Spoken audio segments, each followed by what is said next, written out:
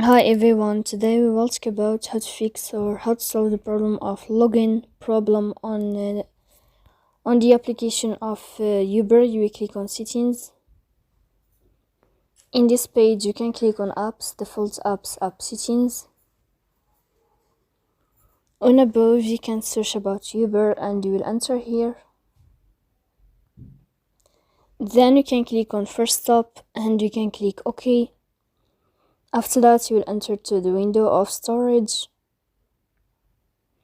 Here you can click clear cache. In the end you can turn on your airplane mode and you can turn off your airplane mode again to fix that problem. So please don't forget to support us, bell like and subscribe.